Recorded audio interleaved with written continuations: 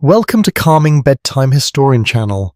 Tonight we step quietly into a wooden wagon where winter does not knock politely but settles in beside you. You might imagine adventure, perhaps even a sense of freedom stretching across endless land. But what did it truly feel like to close your eyes inside a covered wagon when the cold pressed in from every direction and sleep was less a comfort than a test of endurance?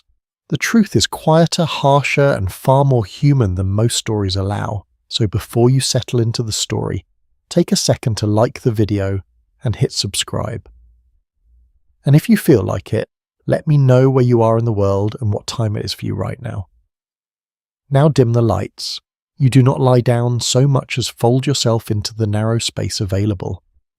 The wagon floor beneath you feels harder than expected, even through layers of blankets that were meant to soften the experience. Wood presses upward through fabric, unyielding and faintly cold, as if it has stored the chill from the long day and refuses to let it go. The air inside the wagon carries a stillness that feels unnatural. It is not the peaceful quiet of a calm room. It is the kind of silence that listens back. You shift slightly. The movement causes a faint creak from the wooden frame above you, followed by a soft rustle of canvas. Every small motion seems amplified in this enclosed space, as though the wagon itself is aware of your presence. A commonly accepted detail of overland travel is that most pioneer families used wagons primarily for carrying supplies, not for sleeping. Yet when winter conditions grew severe, many had little choice but to seek whatever shelter they could find within these cramped structures. Comfort was never the expectation. You pull the blanket tighter around your shoulders. It feels heavy, reassuring at first, but also slightly damp in a way that makes you hesitate. The fabric has absorbed moisture from breath from snow, from the slow accumulation of days without proper drying. It does not quite warm you. It only delays the cold. Outside, the wind moves across the open land with a low, steady sound. It brushes against the canvas cover, pressing it inward, just enough to remind you how thin the barrier really is. There is no true separation between you and the night. Only layers, only effort. You listen carefully. Somewhere nearby, a horse shifts its weight, the faint thud of hooves softened by packed earth. A harness jingles lightly, metal touching metal in a quiet, irregular rhythm. The animals never fully rest, and neither, it seems, do you. You turn your head slightly, careful not to disturb the others sharing the wagon. Their presence is close. Too close perhaps, but also necessary. Warmth is shared whether you want it or not. The smell is immediate and layered.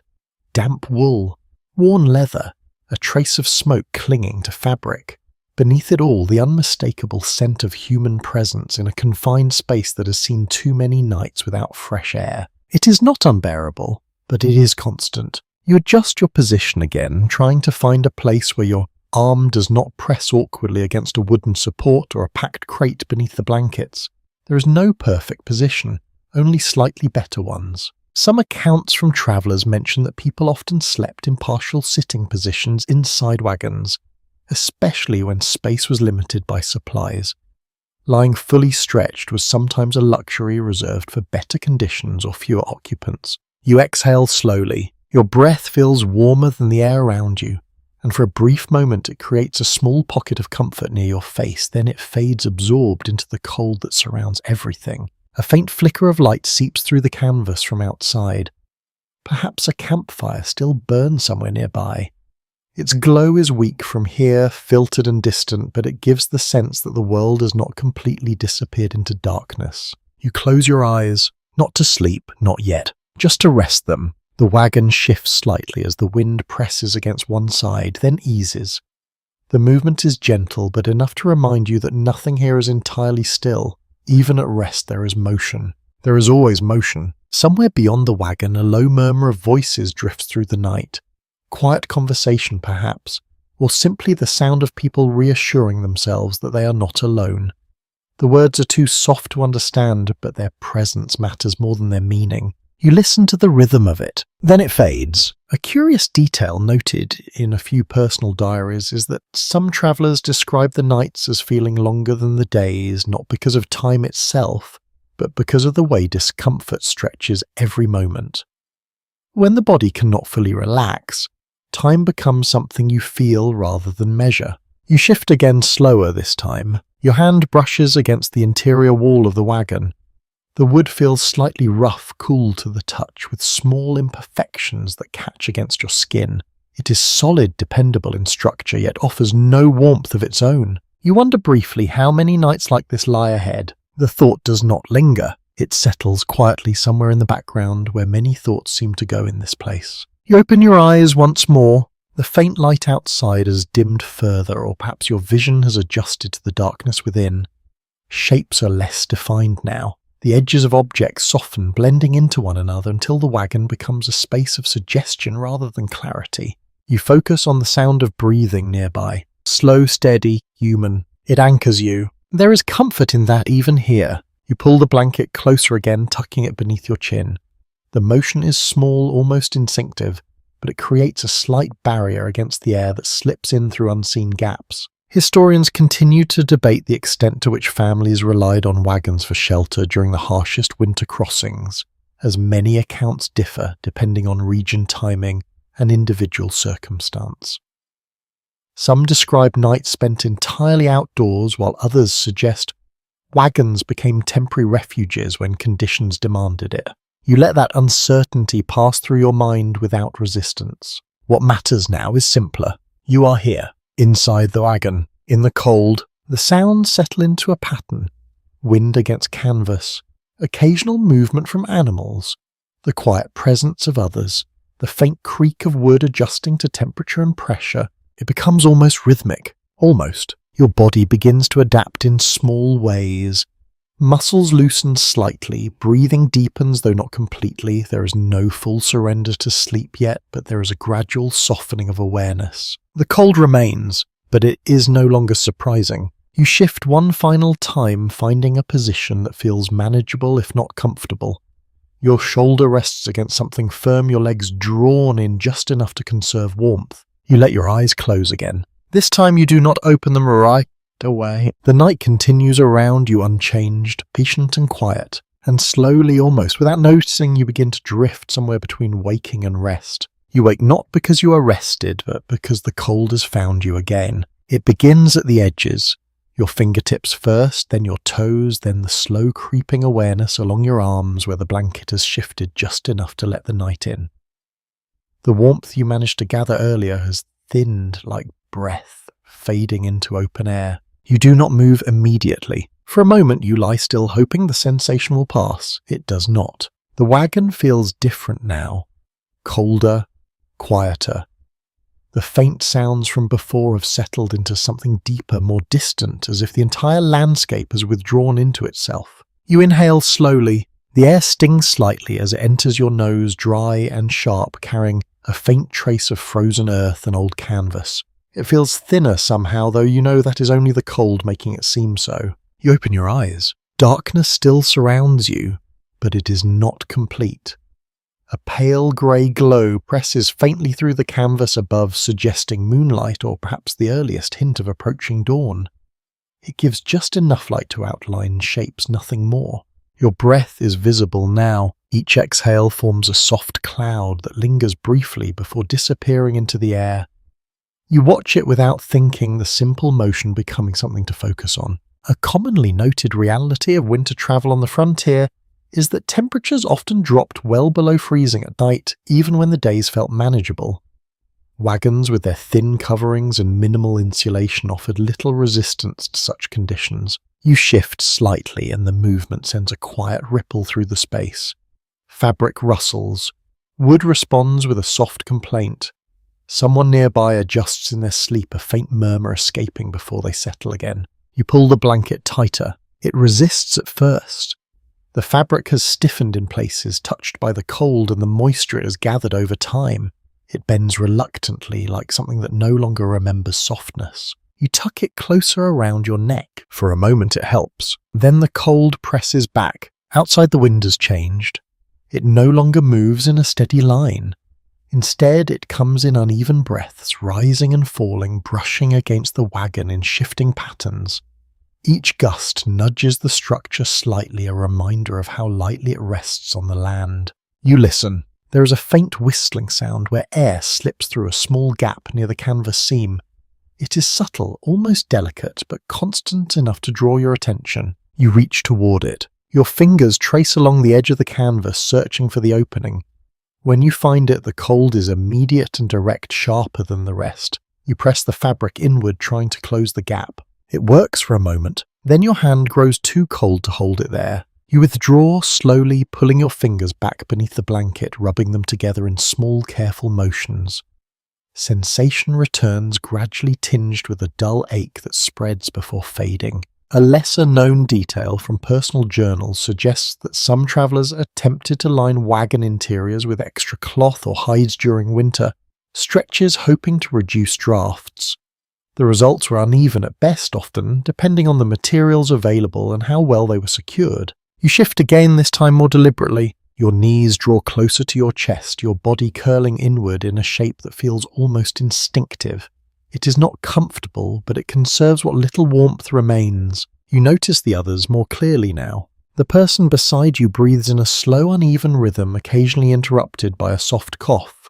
Another lies further back, completely still, wrapped tightly in layers that rise and fall almost imperceptibly. No one is fully at ease. You close your eyes again, just for a moment, but the cold keeps you aware. Your thoughts drift not in clear lines, but in soft fragments. You remember the warmth of earlier in the day when the sun held the ground in a gentle grip. It feels distant now, almost imagined. You open your eyes once more. The faint light above has shifted slightly, growing a touch brighter, though still far from morning. Time moves slowly here. It stretches, bending around discomfort, making each moment feel longer than it should. Some historians question how accurately pioneer accounts describe the severity of nighttime cold, noting that memory often sharpens hardship over time, yet physical evidence from weather records and preserved diaries suggests that such conditions were not exaggerated so much as endured. You let that thought pass. It does not change the feeling. You adjust your arm, trying to find a place where it does not press against the wooden frame beneath you. The surface feels colder now than before, as if it has drawn heat away from everything it touches. You pull your sleeve down further over your hand. It helps slightly. A small sound breaks the quiet. A distant crack like wood shifting under pressure echoes faintly through the night. You pause, listening carefully, but it does not repeat. Perhaps a tree in the distance, or part of the wagon adjusting to the cold. You do not dwell on it. Instead, you focus on your breathing again. In, out, slow, measured. Your body begins to settle, not into comfort, but into acceptance. The cold remains, but it becomes something you move around, rather than something that startles you. You feel the blanket against your face, its texture rougher, now edges slightly stiff. It smells faintly of smoke and damp wool, a scent that has become familiar over time. It is not unpleasant, just present. You shift your head slightly, resting it against something softer, perhaps a folded bundle or a worn piece of clothing. It provides a small relief, enough to ease the tension in your neck. You allow your eyes to close again. This time the darkness feels less sharp. The sounds continue their quiet pattern: wind, breathing, occasional movement, nothing sudden, nothing urgent, just the steady passing of night. You drift, not fully asleep, not fully awake. Somewhere in between. The cold lingers, but it no longer feels like an interruption. It becomes part of the space, part of the rhythm, something that exists alongside you rather than against you. And slowly, with careful patience, you begin to settle once more into the long, quiet stretch before morning. You become aware of the dampness before you fully understand it. It is not sudden. It builds quietly, almost politely, until your body can no longer ignore the subtle chill pressing through your layers. The blanket beneath you feels heavier now, as though it has absorbed more than warmth. You shift slightly. The movement confirms it. The fabric clings faintly to your clothing, cool against your skin in a way that makes you pause. It is not wet enough to alarm you, but not dry enough to forget. Somewhere during the night, moisture has settled into everything. You draw a slow breath. The air carries a different scent now, less sharp than before, softened by the presence of damp wool and canvas. There is a faint earthy note as well, as if the ground itself has crept closer. A well-documented aspect of overland travel is that condensation often formed inside wagons during cold nights as body heat met freezing air. The result was a persistent dampness that could soak into bedding, clothing and wood alike. You press your hand gently against the blanket. It yields slightly heavier than before. The fibres have taken in moisture from breath from melting frost from the slow accumulation of hours spent enclosed together. You pull your hand back. It feels colder now. You tuck it beneath your arm, seeking warmth that comes only gradually. A faint drip catches your attention. You listen carefully. There it is again, soft, irregular, somewhere above you. You tilt your head, eyes opening just enough to search the dim space. The canvas overhead is darker in places, marked by uneven patches where moisture has gathered. When the wagon shifts slightly, a small drop forms, then falls. It lands quietly, almost unnoticed, but you feel its presence all the same. You adjust your position. Carefully. There is no easy way to avoid it. The space is too limited, the surfaces too shared. You move a few inches, just enough to find a slightly drier section of blanket. It will not last long. A lesser-known detail recorded in a few pioneer letters suggests that travellers sometimes tried to air out bedding during the day, spreading blankets over wagons or bushes when weather allowed. Yet in winter conditions, opportunities for drying were rare, leaving fabrics to accumulate moisture over time. You exhale slowly. Your breath joins the others in the confined air, adding to the quiet cycle that continues through the night. Each person contributes to it. Each breath, warm then cools then settles. You notice the weight of the blanket more now. It presses down gently but persistently, as if reminding you of its presence with every small movement. It is meant to protect you, yet it carries the cold within it. You shift your legs slightly. The fabric beneath them feels cooler still, where contact has been longer, where warmth has already been drawn away. You pull your knees in closer instinctively, trying to reduce the space between you and whatever warmth remains. The wagon creaks, then creaks softly. A slow adjustment of wood responding to the changing temperature. It is not a sharp sound, but a drawn-out one, like something stretching after being held too tightly. You listen to it fade. Then the quiet returns. Some historians continue to question how families balance the need for ventilation with the need for warmth, since sealing a wagon too tightly could trap moisture, while opening it allowed cold air to rush in. The solutions likely varied, shaped by experienced materials and necessity. You feel that balance now. Too closed and everything grows damp. Too open and the cold deepens. There is no perfect choice. You turn your head slightly, brushing your cheek against the blanket. The texture is coarse, familiar, but now tinged with a faint chill that lingers even where your skin touches it. You pull back, just a little. Nearby, someone shifts in their sleep, the movement sending a quiet ripple through the shared space. Fabric slides against fabric. Soft exhale follows, then stillness once more. No one speaks. There is nothing to say. You adjust your shoulders, trying to ease the pressure where they meet the wooden floor beneath the layers. The hardness is more noticeable now, as if the dampness has reduced whatever cushioning existed before. You move carefully. Every inch matters. A small pocket of warmth forms where your body presses against itself, where blanket and clothing overlap just enough to hold heat for a moment longer. You settle into that space, aware of how temporary it is. Still, it helps. You close your eyes again, not to sleep deeply, but to rest within the rhythm of the night. The drip above slows, then pauses. The moisture has shifted, perhaps freezing again as the temperature drops further.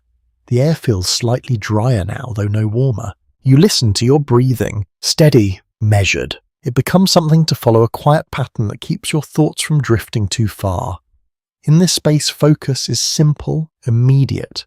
You feel the dampness still, but it is no longer surprising. It becomes part of the environment, like the cold, like the sound of wind, like the faint movements of others around you. You adjust once more, smaller this time. A slight turn of the wrist, a gentle shift of your shoulder. Enough! You let your body settle. The wagon holds its quiet shape around you, wood and canvas, forming a shelter that is imperfect but present.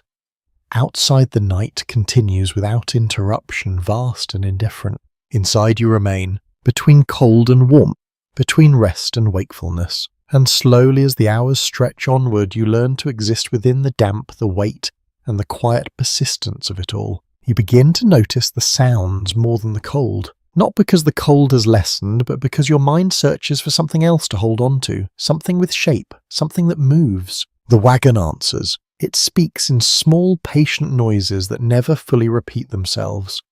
A low creak from one beam, a faint pop from another.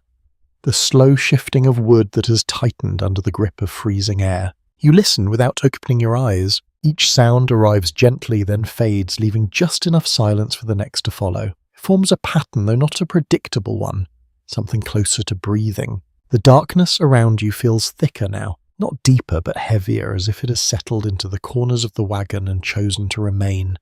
Shapes blur into one another, edges softening until you rely more on memory than sight. You adjust your head slightly. The movement sends a quiet ripple through the space, answered by a soft complaint from the wagon frame above you. It is not loud. Nothing here is loud, but everything is present. A commonly accepted observation from frontier journals is that wooden wagons often produced constant noise during temperature changes, especially at night when the drop in heat caused materials to contract.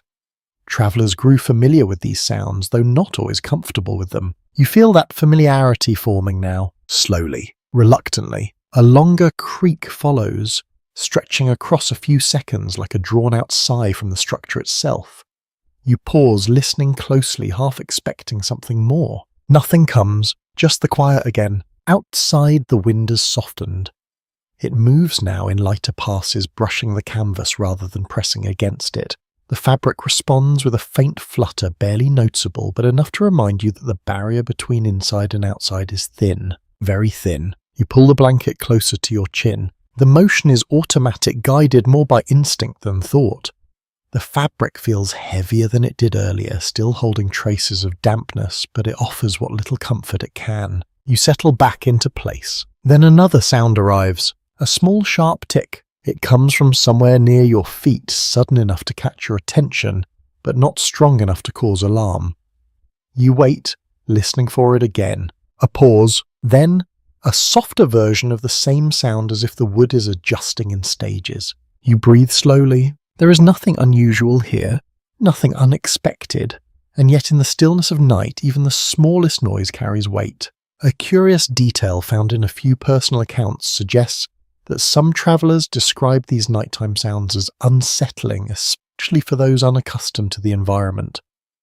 The mind left without distraction often fills the gaps with imagined meanings. You feel that tendency now, a faint awareness at the edge of thought. You let it pass. Instead, you focus on what is real.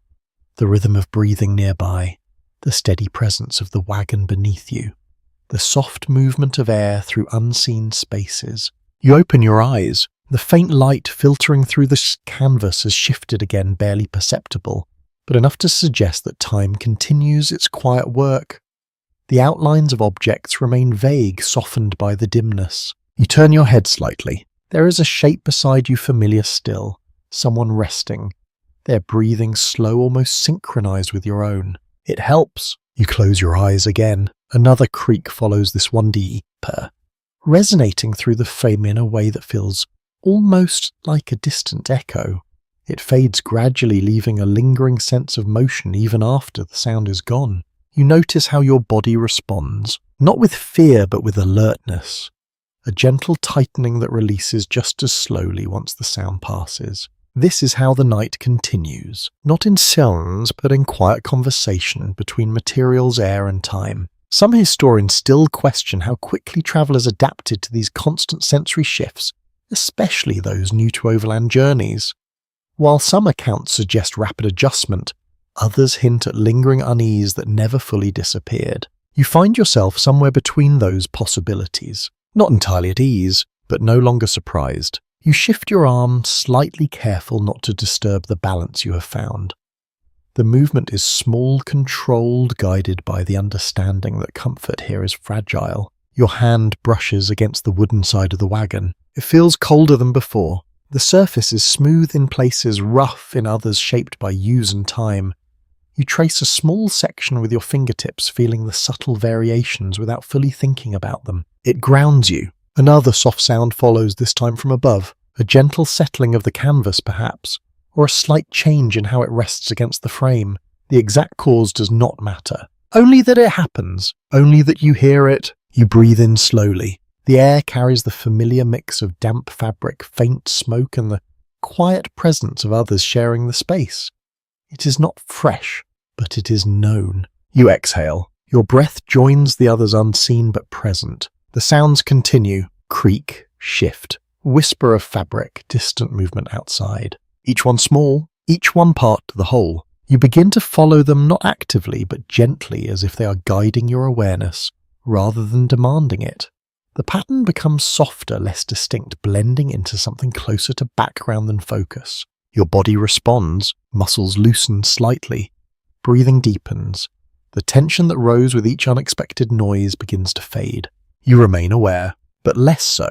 The wagon continues its quiet language around you, speaking in tones of wood and air, of pressure and release. It does not stop, it does not change. It simply is, and within it you begin to settle once more, not into silence, but into acceptance of the sounds that fill the dark. You become aware of how little space truly belongs to you. It is not something you notice all at once. It unfolds slowly as your body shifts and meets resistance from every direction. A shoulder brushes against a crate. Your knee presses into bundled fabric. Your elbow finds no place to rest without touching something or someone. You adjust carefully. There is no empty space here. Only shared space. The wagon holds more than people. It holds tools, supplies, memories, packed into objects that must travel as far as you do. Barrels, sacks, folded clothing iron, cookware, spare parts. Everything has its place, and that place is close. Very close. A commonly accepted fact about overland travel is that wagons were packed tightly with essentials, often leaving little room for movement inside. Sleeping arrangements had to adapt around whatever could not be left behind. You feel that truth now. Your hand slides along the surface beside you, brushing against a rough canvas sack. It shifts slightly under your touch, revealing something firm inside, perhaps grain or dried food. The shape is uneven, pressing into your side when you lean too far. You move back, just a little. Your shoulder meets something else. A wooden edge, smooth from use but unyielding. It presses gently at first, then more firmly as you settle against it. There is no perfect position, only compromise. You draw your legs in closer. The movement creates a small pocket of space, but it does not last. Something shifts beside your feet, perhaps another bundle or a rolled blanket, closing the gap almost immediately. You exhale quietly. The air feels warmer here, not because of comfort, but because of proximity. Bodies share heat whether they intend to or not. It gathers in the small spaces between you, rising slightly before slipping away into the colder air above. You notice the presence of others more clearly now, not through sight but through subtle contact. A sleeve brushing yours, the faint rise and fall of someone's breathing close to your shoulder, the quiet shift of weight that travels through the packed interior. It is intimate, not by choice, but by necessity. Some lesser-known accounts mention that families often arrange themselves carefully inside wagons at night, placing children in the most protected positions while adults took whatever space remained.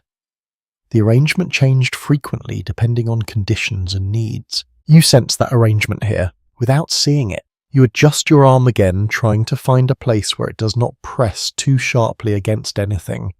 Your hand settles briefly on a folded piece of cloth, softer than the surfaces around it. It gives slightly under your weight.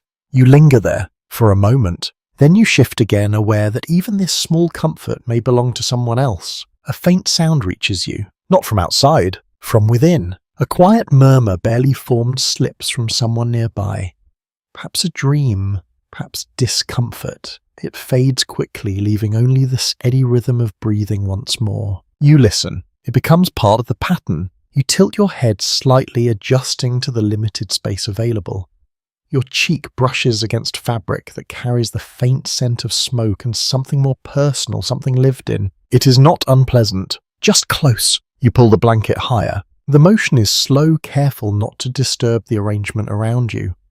The fabric slides over your shoulder, catching briefly on something before settling into place. You feel the weight of it, The way it presses down, holding you in position as much as it warms you. A small shift from the wagon beneath you draws your attention. The entire structure seems to settle slightly, responding to the changing temperature or the shifting weight inside. It is a subtle movement, but enough to remind you that everything here is connected. Nothing exists in isolation. Some historians continue to explore how families managed personal space during long journeys, noting that privacy was often limited to brief moments rather than consistent conditions. The shared environment shaped daily life in ways that are difficult to fully imagine now. You feel that shaping in the way you move, in the way you remain still, in the way your awareness extends beyond your own body to include everything around you. You adjust your position again, slower this time. Your foot brushes against something solid, perhaps a small chest or a tool stored carefully beneath layers. You pull back slightly, careful not to disturb it. Every object matters. Every movement has consequence. You breathe in. The air is warmer here than near the edges of the wagon, thick with the presence of bodies and materials that hold what little heat they can. It carries a mix of scents that blend into something familiar over time. You breathe out, slowly. Your body begins to settle into the constraints, not because they have changed, but because you have. Muscles relax where they can. Tension shifts rather than disappears. You find ways to rest within the limits rather than resist them. It's a quiet adjustment, almost unnoticed. You close your eyes. The darkness feels less pressing now, replaced by a sense of enclosure that is both restrictive and protective.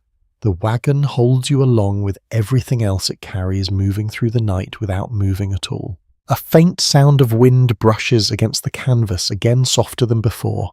It does not intrude. It simply reminds you of what lies beyond. You remain where you are, between objects, between people, between comfort and discomfort. And slowly, as the hours continue their quiet passage, you begin to understand that rest here is not found in space, but in stillness within it. You notice your breath before anything else. It gathers softly in front of your face, forming pale clouds that linger just long enough to be seen, then disappear into the cold air.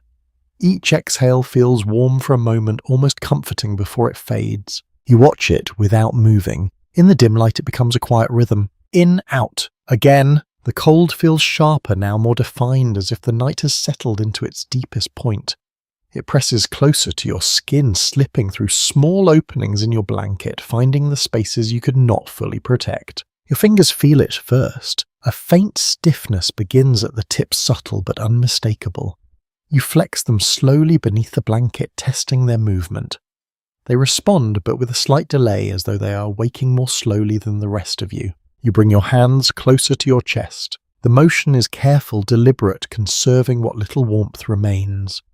Your sleeves brush against your face, carrying the familiar scent of fabric worn through many days and nights. A widely accepted detail of winter travel is that frost could form inside enclosed spaces when temperatures drop low enough, especially where warm breath met cold surfaces. Wagons often showed thin layers of ice along interior edges by morning. You turn your head slightly. The wooden beam near you catches the faint light just enough to reveal a thin, uneven shimmer along its surface. Frost, not thick but present. It traces the grain of the wood in delicate patterns. You reach toward it. Your fingers stop just short. The cold radiating from it is enough. You pull your hand back beneath the blanket, tucking it close again, pressing it gently against your body to restore warmth. It takes time. You feel it returning slowly, accompanied by a dull ache that spreads before easing. The sensation is not painful, but it demands your attention. You shift your legs. The movement is small but necessary. Your feet have grown colder, the layers around them no longer holding heat as they did earlier. You draw them closer, curling inward again, repeating the posture your body has learned to adopt. It is not comfortable, but it works. Nearby, someone exhales sharply, then settles back into a slower rhythm. The sound is brief, but it reminds you that others feel the same cold, the same quiet struggle against it. You listen. The breathing around you continues uneven, at times steady at others. It forms a soft background, something constant in a space where little else remains unchanged. A lesser-known observation from a few diaries suggests that travellers often woke multiple times during cold nights not from noise, but from the body's instinct to move and restore circulation. Sleep came in fragments pieced together over long hours. You feel that pattern now? Not fully awake, not fully asleep, drifting between the two. You shift your shoulders slightly, adjusting the blanket where it has slipped. The fabric resists at first, stiffened by the cold, then yields as you pull it into place. You tuck it beneath your chin again, a small barrier, a small comfort. You close your eyes. The darkness feels closer now, less distant, as if it has settled around you more completely. Without light, your other senses take hold more firmly. The texture of the blanket, the pressure of the floor beneath you, the faint movement of air along your cheek. You breathe in slowly. The air is cold but familiar. It carries the scent of woolwood and the quiet presence of others. It fills your lungs, then leaves, leaving behind a brief trace of warmth. You breathe out. Your breath forms another cloud, then disappears. Some historians continue to examine how people adapted physically to such conditions over time, noting that repeated exposure to cold could change how the body responded, though the extent of that adaptation remains uncertain. You do not think about adaptation, only the present moment. Your fingers move again beneath the blanket, slower this time, maintaining circulation in small, careful motions. Your toes follow, shifting slightly within your boots or wrappings, whatever protects them from direct contact with the cold. It is a quiet effort, constant. You tilt your head slightly, resting it against something softer than before. Perhaps a folded garment or a bundled sack. It gives just enough to ease the pressure at your neck. You remain still. The wagon responds with a faint creak as if acknowledging the change. It settles quickly, returning to its steady, quiet state. Outside, the wind has nearly stopped. The absence of sound is noticeable. It leaves a deeper stillness in its place. You listen for it. Nothing comes. Only the soft, intermittent sounds from within the wagon itself. Breathing, fabric shifting, the faint adjustment of wood under tension. You pull the blanket closer once more. It feels heavier now, but also slightly warmer, where it has held your body heat. You press into it, creating a small pocket of insulation. It is enough, for now. You close your eyes again. This time your body settles more easily, not because the cold has lessened, but because you have found a way to exist within it. The sharp edges soften slightly, becoming part of the background rather than the focus. Your breathing slows. Your muscles loosen, just a little. The night continues around you unchanged, patient and quiet. Frost remains along the edges. Breath rises and fades. The cold persists, but you remain as well, still, present. And gradually, with careful, measured breaths, you drift once more toward a fragile, fleeting rest. You become aware of the smell before anything else changes. It rises slowly as if the air itself has thickened overnight, gathering everything it has touched and holding it close. You breathe in and the scent feels heavier than before, layered in a way that is difficult to separate. Damp wool comes first. It carries a soft, earthy weight, familiar now, clinging to blankets and clothing that have not fully dried for days. Beneath it you notice the sharper edge of smoke, faint but persistent, woven into the fibres from countless small fires that never quite burn cleanly. You shift slightly. The movement stirs the air just enough to bring something else forward. Leather. Worn and slightly sour, shaped by use and exposure, pressed into the close space alongside everything else. It's not a single smell, it is many, blended together. You breathe out slowly. Your breath joins the mixture, adding its own warmth and moisture to the enclosed space.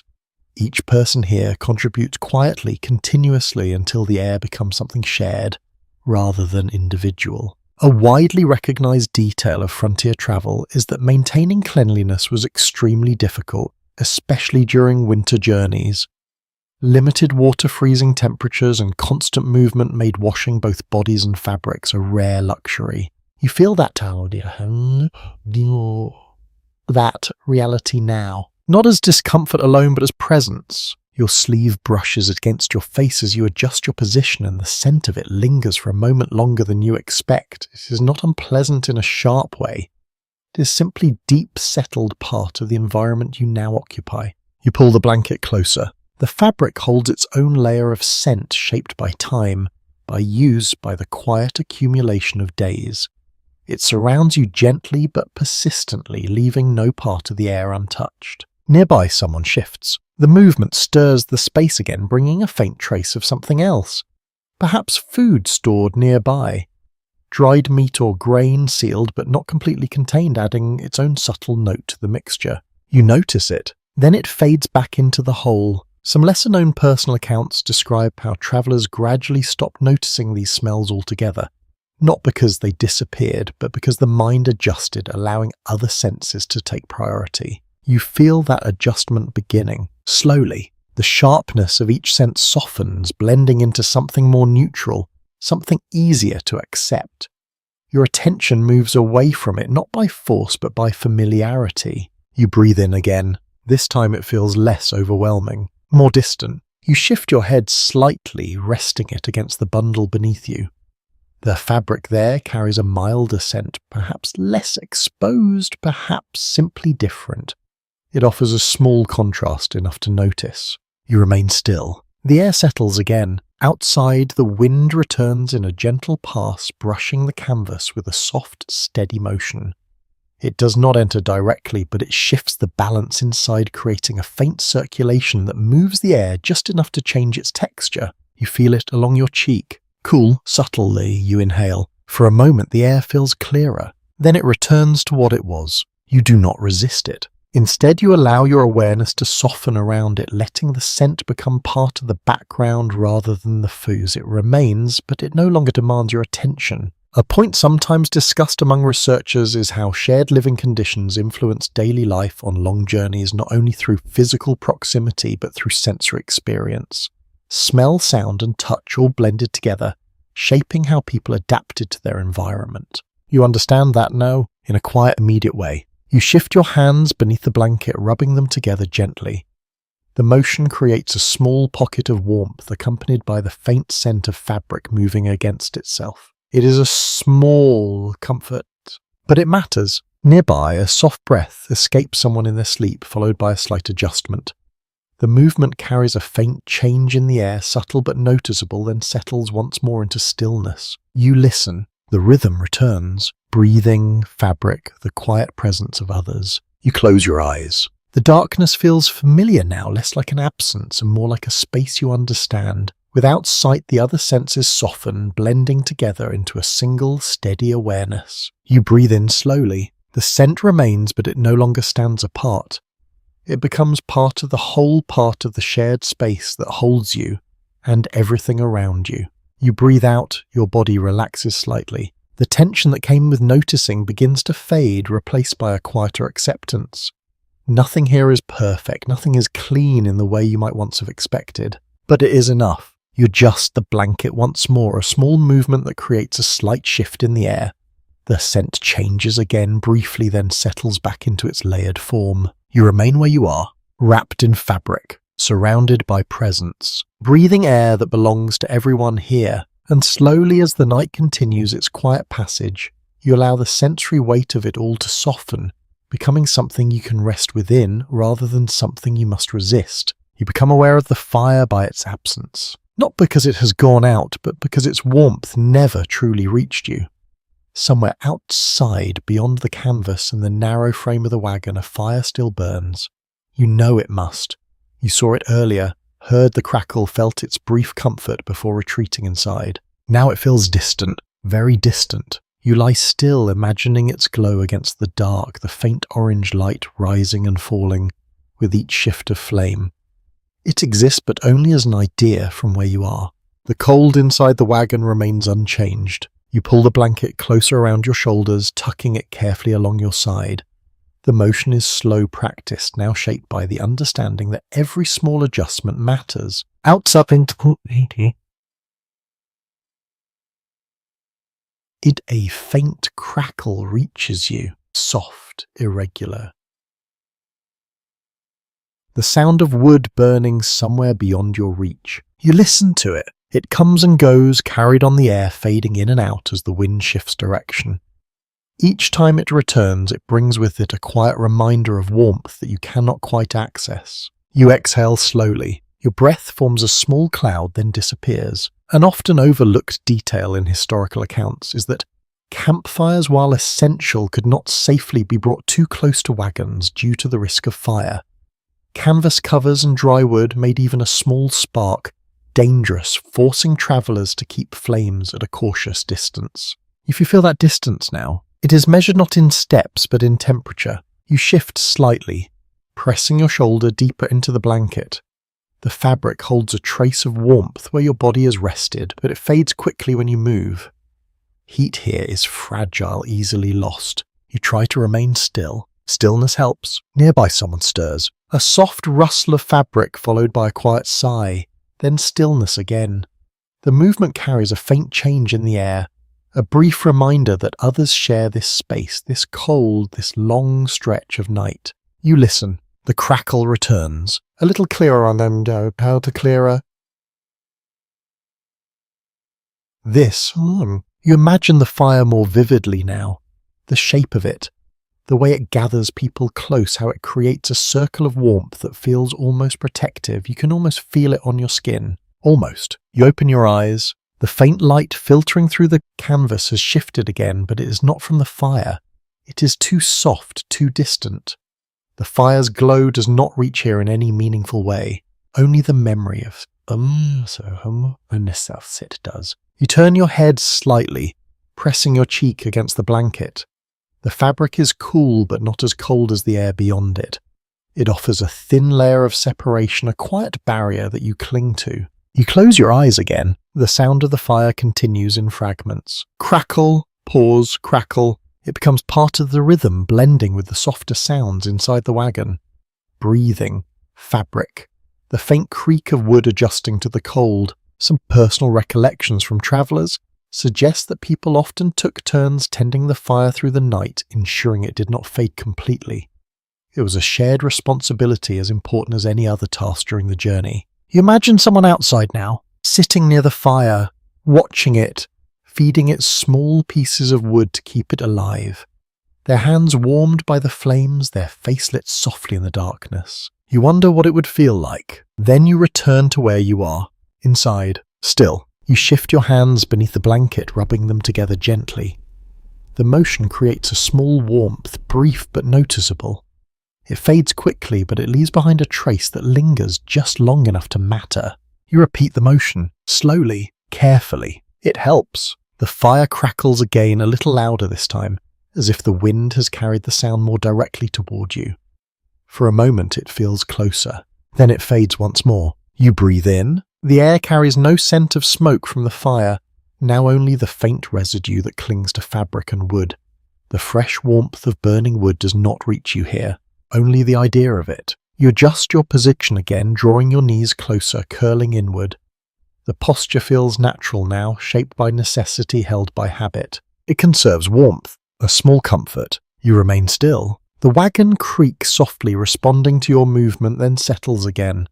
The sound blends into the background, no longer sharp, no longer demanding attention. Everything here feels distant in its own way. The fire outside, the open land beyond, even the passage of time itself. You exist within a small space defined by wood and canvas, by breath and fabric, by the quiet persistence of cold. Some historians continue to explore how much psychological comfort the presence of a fire provided, even when its physical warmth could not be fully shared. The sight and sound alone may have offered a sense of security that extended beyond temperature. You understand that now, even without saying it, even without feeling its heat. The fire exists, and that is enough. You close your eyes once more. The crackling sound fades into the distance, becoming softer, less distinct. It remains, but it no longer draws your focus. Your breathing slows. Your body settles, the cold remains steady and unchanging, but your awareness softens around it, allowing it to become part of the background rather than the center. And slowly, within the quiet separation between warmth and distance, you drift again toward a fragile, patient rest. You wake again, though it hardly feels like waking. It feels more like shifting from one thin layer of rest into another, never fully arriving anywhere. Your eyes remain closed at first, your body reluctant to move as if stillness might preserve what little warmth you have gathered. Then a sound pulls you back, a soft movement outside the wagon, a step, then another. You open your eyes. The darkness has not lifted, but something has changed. The air feels slightly different, carrying a faint tension that was not there before. You listen, carefully. Another step, this time closer. The faint crunch of ground underfoot muted by frost or packed earth. It is not loud, but in the stillness of night it feels significant. You remain still. Inside the wagon the others do not move much, but you sense a shift in awareness. Breathing changes. A slight pause here, a quiet adjustment there. No one speaks yet. No one is fully asleep. A practical reality of frontier travel was the need for vigilance, especially at night. Whether the concern was weather-wandering animals or unfamiliar surroundings, someone was often awake or half awake, listening for anything unusual. You feel that vigilance now, not as fear, but as readiness. The sound outside pauses. You hold your breath for a moment, listening for what comes next. The silence stretches thin and delicate, as if waiting to be broken. Then a low voice, too soft to understand.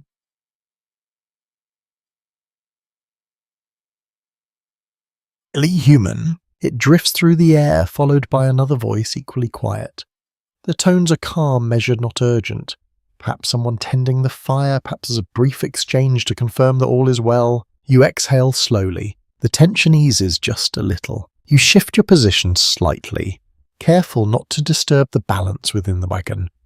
Your blanket slides a fraction, and you pull it back into place, the motion practiced and quiet. The voices outside fade. Footsteps follow, moving away this time, their rhythm steady and unhurried.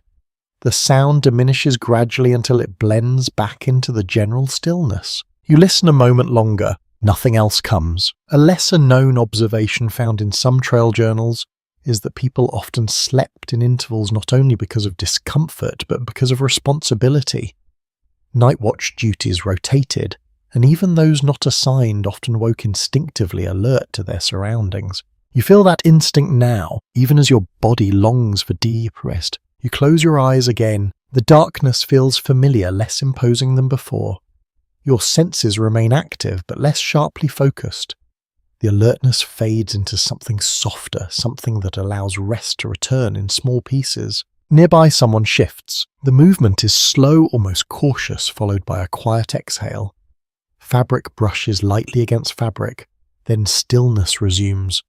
The shared space settles once more into its careful balance. You adjust your hands beneath the blanket, rubbing them together briefly before resting them against your chest. The warmth is faint, but it helps.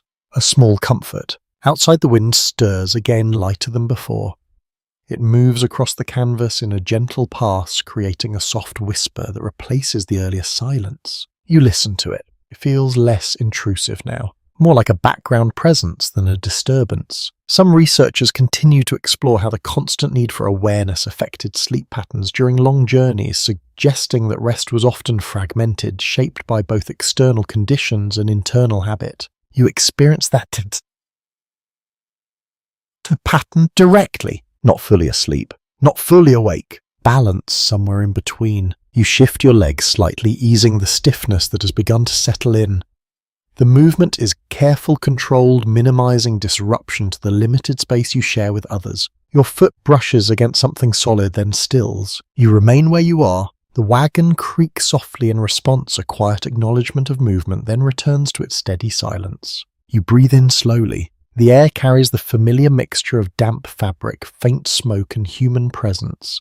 It is unchanged, steady part of the environment you now inhabit without resistance. You breathe out. Your breath forms a brief cloud, then fades. The sounds outside do not return. The voices are gone. Only the soft whisper of wind and the steady rhythm of breathing remain. You allow your awareness to drift. Not far, just enough. The tension that rose with the unfamiliar sound dissolves gradually, leaving behind a quieter state, one that welcomes rest without fully surrendering to it. You close your eyes. The darkness settles around you once more. The wagon holds its shape, its quiet presence unchanged. The cold persists. The space remains close. The night continues its slow passage. and within it you find yourself returning again to that delicate balance between vigilance and rest, where sleep comes gently in fragments shaped by the quiet watchfulness of the world around you. You notice the snow not by sight but by the sound it makes. It begins as a faint whisper against the canvas, softer than wind, almost like a brush moving lightly across fabric.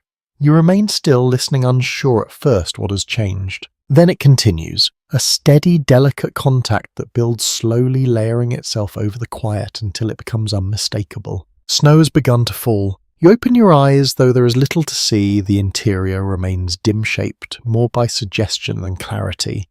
Yet the sound above you tells its own story, one of soft accumulation of countless small flakes settling into place. You listen carefully. The rhythm is gentle, persistent. Each faint touch blends into the next, forming a quiet pattern that replaces the earlier stillness. It feels calmer than the wind, less intrusive, but no less present. You shift slightly. The wagon responds with a soft creak, then settles again. The movement sends a small ripple through the space, disturbing the air just enough for you to feel the change along your cheek. Cool, subtle. You pull the blanket closer. The motion is instinctive, shaped by the understanding that snow, though silent, carries with it a deeper cold. It settles outside first, but its influence reaches inward over time. A well-established detail in accounts of winter travel is that snowfall could accumulate on wagon covers overnight, adding weight and sometimes causing the canvas to sag slightly between its supports. You sense that possibility now, not yet visible, but felt. A faint downward pressure begins to form above, almost imperceptible at first. The canvas does not collapse, but it holds the growing layer with a quiet strain that travels through the wooden frame. You listen for it. A soft shift, a slight tightening of fabric. Nothing more. You breathe in slowly. The air feels unchanged in scent, but cooler in presence, as if the falling snow has altered the balance beyond the thin barrier that surrounds you. It carries a stillness that feels deeper, more settled. You breathe out. Your breath rises, then fades. Nearby someone moves. The motion is small, a subtle adjustment of position followed by a quiet exhale. It suggests awareness, even if no words are spoken. Snow changes things, even when it falls gently. You remain still. The sound above continues, soft, continuous. It fills the space between other noises, smoothing them out, creating a kind of quiet that feels fuller rather than empty. Some lesser-known reflections from travellers suggest that snowfall at night often brought mixed feelings, offering a sense of calm while also increasing concern about the morning ahead. Depth, weight, and cold all carried consequences. You feel both sides of that. The calm comes first. The sound itself is soothing in a way, its consistency forming a gentle rhythm that your mind begins to follow. It is different from the sharpness of wind or the suddenness of creaking wood. It is softer. You allow your eyes to close again. The darkness feels less heavy now, as if the snow has softened, not only the world outside but the space within as well. The sounds are quieter, more even, easier to rest within. Then a faint shift above. You open your eyes again. The canvas dips slightly, just enough to be noticed. A subtle curve where there was none before. The weight of the snow gathers slowly, pressing down in small, steady increments. You watch it, not with concern, but with awareness. You adjust your position, moving a few inches to the side, seeking a place where the pressure feels less direct. The movement is careful, mindful of the limited space and the presence of others. The wagon creaks softly in response. Then settles. You pull the blanket higher, tucking it beneath your chin once more. The fabric feels familiar, its weight grounding you even as the world outside changes. A passing observation noted by some historians is that managing snow accumulation was often a task left for the morning unless the weight became immediately problematic. Nighttime conditions rarely allowed for easy adjustment. You understand why. There is little you can do from here, so you remain still. The snow continues to fall. Its sound fills the space above you, steady and unbroken, creating a quiet backdrop that replaces the earlier patterns of wind and silence. It becomes the dominant presence, shaping the night in its own gentle way. You breathe in. The air feels colder now, though not sharply so. More like a gradual shift, a subtle lowering that spreads evenly rather than striking suddenly. You breathe out. Your breath lingers, then disappears. Your body responds by drawing inward again, conserving warmth, maintaining the position that has become familiar through repetition. Knees close, arms near your chest, head resting where it can. It is enough. For now, the snow does not stop. It continues its quiet descent, building layer upon layer beyond the canvas, altering the shape of the world you cannot see. Inside, the wagon holds steady and enclosed, carrying you through the night without movement. Some scholars continue to consider how weather patterns influence the pace and experience of these journeys, noting that snowfall could both hinder progress and provide a strange kind of stillness that travellers came to recognise. You feel that stillness now. It settles around you, within you. You close your eyes once more. The sound of snow becomes a steady presence, something your mind can follow without effort. It smooths the edges of thought, softens the awareness of discomfort, and allows a deeper kind of rest to approach. Not complete, not uninterrupted, but closer, and slowly as the snow continues its quiet work above you, drift again into that fragile space where rest and wakefulness meet, held gently by the soft, persistent rhythm of the falling night. You notice the change in breathing before anything else. It comes from somewhere close, a little uneven, a little strained, breaking the steady rhythm that had settled over the wagon. At first it is subtle, just a slight interruption. Then it returns again. You open your eyes. The darkness remains, but your attention shifts toward the sound. You listen carefully, trying to understand it without moving too much. A soft cough follows, quiet, contained but present. You remain still. Inside this small space, even a single change feels important. A familiar reality of long journeys was that illness could spread quickly in close quarters, especially when cold fatigue and limited hygiene combined over many days. The conditions made recovery slow and prevention difficult. You feel that truth now, not as a distant idea, but as something close enough to hear. The breathing continues, not constant but irregular. A pause, then a deeper inhale, then a slight hesitation before the next exhale. It is not alarming, but it draws your attention in a way the earlier sounds did not. You shift your head slightly, carefully. The movement is small enough not to disturb the others, but enough to change the angle of your listening. The sound becomes clearer, though still softened by layers of fabric and space. Another cough, short, then stillness again. You pull the blanket closer around your shoulders. The motion is instinctive, not only for warmth, but for a sense of protection. The fabric presses gently against your face, carrying the familiar scent of wool and smoke. You breathe in slowly. The air feels heavier now, not different in composition, but in awareness. You notice each breath more. Nearby, someone stir. A quiet shift followed by a faint murmur as if responding in sleep to the same sound you hear. The movement settles quickly, but the shared awareness lingers in the space. You listen. The breathing continues steady in its unevenness. Some personal writings from the time describe how families often relied on small signs to judge one another's health, especially at night when visibility was limited. Breath movement and sound became quiet indicators of well-being. You understand that now. Without needing to see, you adjust your hands beneath the blanket, rubbing them together briefly before resting them against your chest again. The warmth is faint, but it anchors you, giving your body something to focus on beyond the sound. A pause follows. The breathing steadies. For a moment, it seems to return to a more regular rhythm. You exhale slowly. The tension eases just slightly. Then another cough, softer this time. You remain still. There is nothing to do here. No action to take in the quiet middle of the night. Only awareness. Only patience. You close your eyes again, not to ignore the sound, but to soften it, to let it become part of the background rather than the center of your attention. Your breathing slows, matching the rhythm you hear, smoothing out its uneven edges in your mind. The wagon creaks faintly, a gentle shift of wood responding to the weight of snow above and the cold that surrounds everything. The sound blends with the others, creating a layered quiet that holds the space together.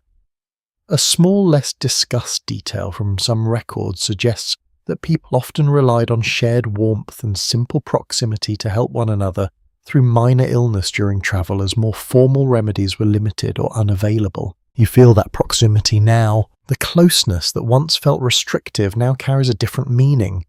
It holds warmth. It holds presence.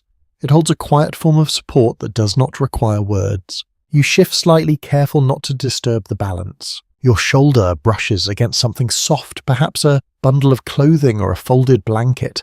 It yields gently, offering a small comfort in contrast to the harder surfaces around it. You remain there, still. The breathing nearby begins to settle, not perfectly even, but calmer. The pauses shorten.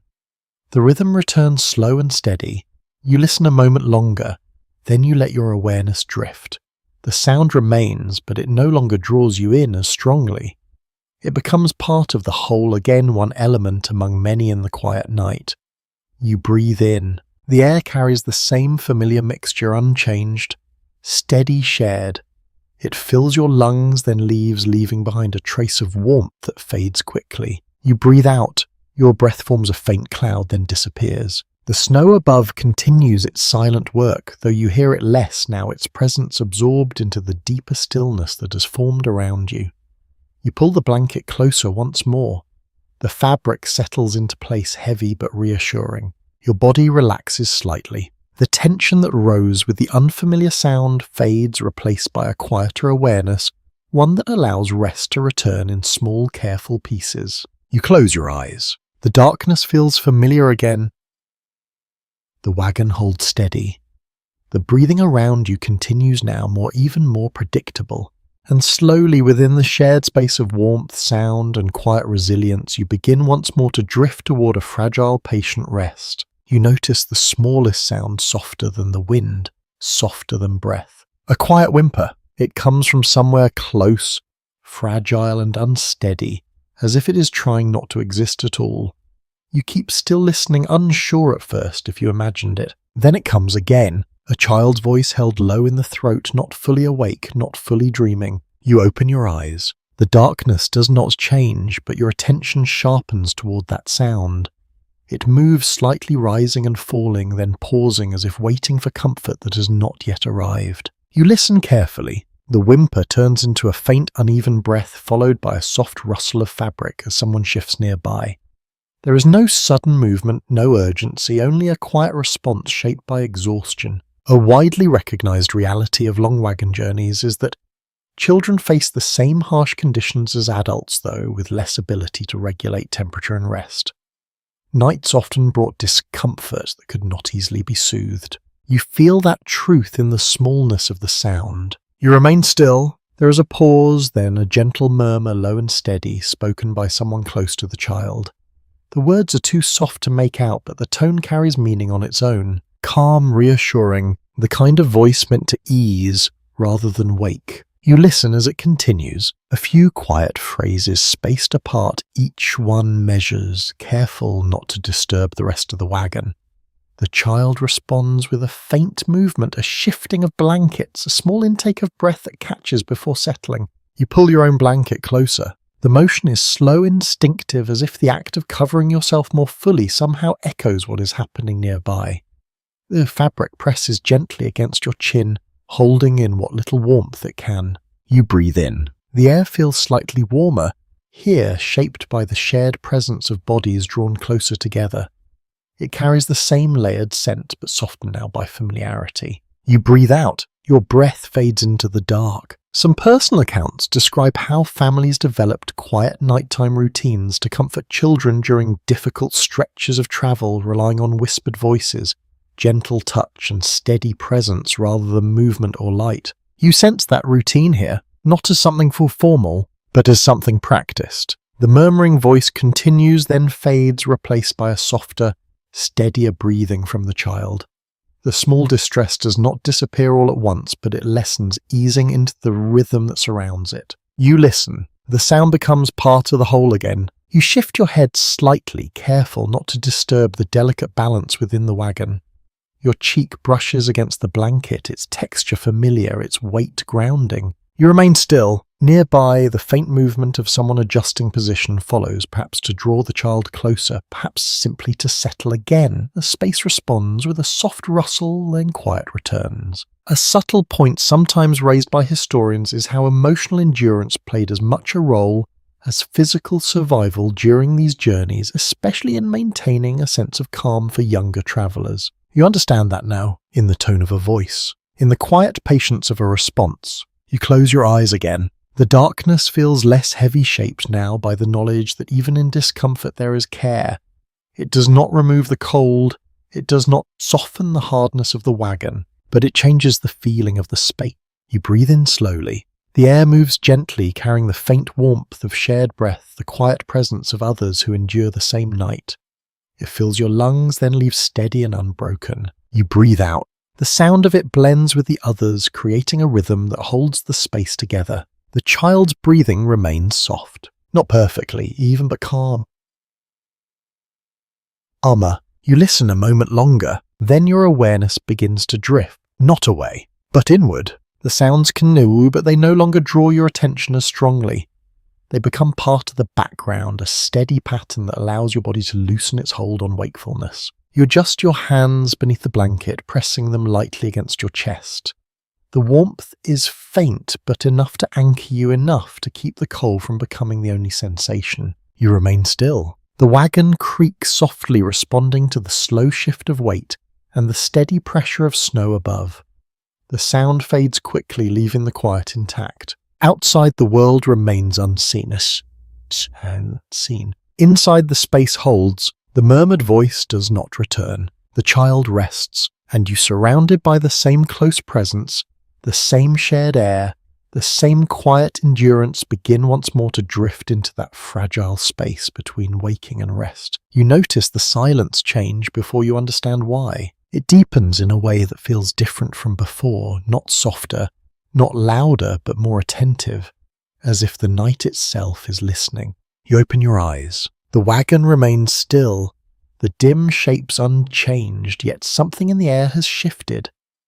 You hold your breath for a moment, letting your senses reach outward. Then you hear it, a distant sound, faint, irregular. Not wind, not wood. You listen carefully. It comes again, carried lightly across the open land. A low movement, difficult to place, too far to define, yet close enough to notice. You remain still. You remain still. Inside the wagon, no one speaks, but you sense the same quiet awareness rising in others. Breathing pauses slightly, then resumes. Small movements slow, as if each person is listening in their own way. A practical concern during overland travel was the unpredictability of nighttime sounds. Animals moving through the dark, shifting weather, or unfamiliar terrain could all produce noises that required attention, even when no immediate danger followed. You feel ambitious. That attention and now, not fear, but readiness. The sound comes again, slightly clearer this time. A soft crunch, then stillness. You listen for a pattern, but none forms. It arrives, then disappears, leaving only the quiet behind it. You pull the blanket closer around your shoulders. The motion is slow, controlled, as if even movement should be measured. The fabric presses gently against your neck, holding warmth where it can.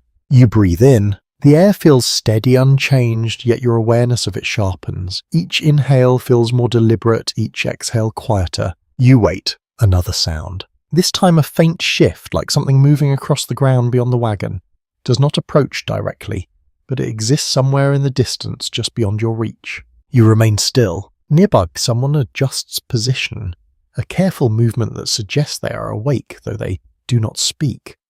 The space responds with a soft rustle, then quiet settles again. A lesser discussed aspect of travel at the time is how much interpretation played a role in understanding the environment. Without clear visibility, people often relied on sound alone, forming quick judgments based on experience and instinct. You feel that process now. Your mind considers possibilities without settling on any one of them. The sound could be harmless, it could be distant, it could be nothing more than the land shifting under cold. You let the thoughts pass. You listen again. The sound does not return immediately. Only the steady rhythm of breathing fills the wagon, once more layered, with the faint whisper of air moving along the canvas. The stillness begins to settle back into place. Then one more time, a softer version of the same noise. Further away now, you exhale slowly. The tension eases not completely, but enough.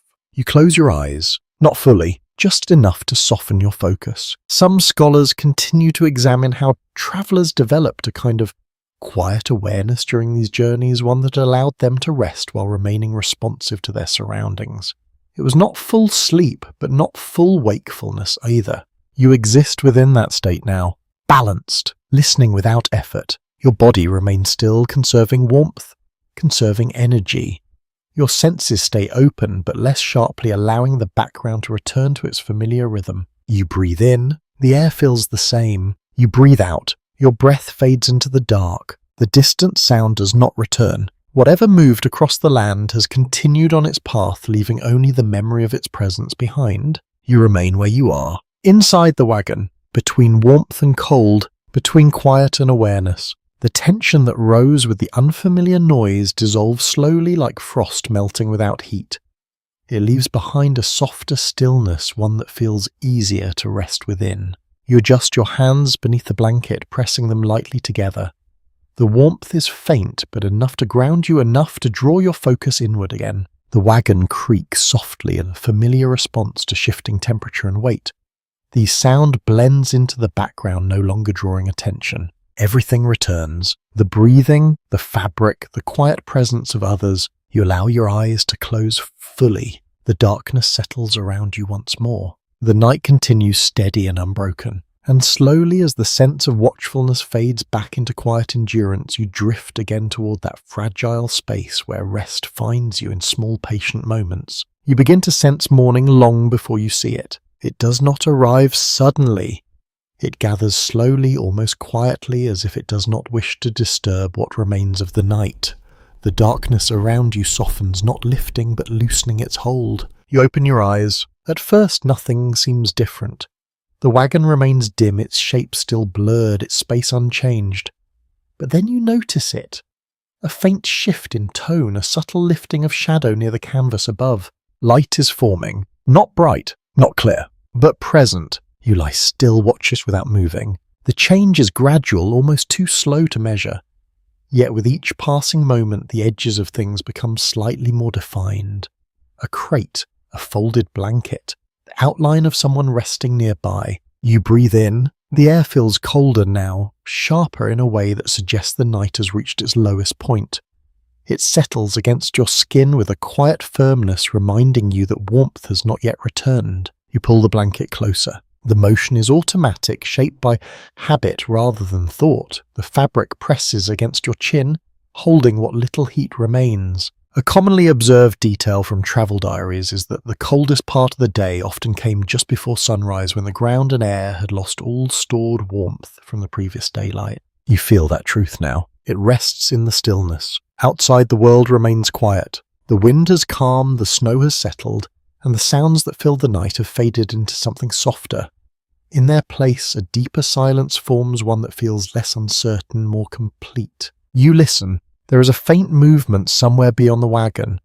Not footsteps, not voices, just the subtle shift of the environment preparing to wake. You remain still. Nearby, someone exhales more deeply than before, a slow release that suggests the body is beginning to move out of its long, careful rest. Another follows softer, then stillness again. No one rises yet. The space holds. Some historical observations suggest that mornings on the trail often began slowly during winter, as travellers waited for enough light and warmth to make movement practical. The transition from night to day was not immediate, but measured. You understand that, so at pace now. There is no rush, only waiting. You shift slightly, easing the stiffness that has settled into your limbs.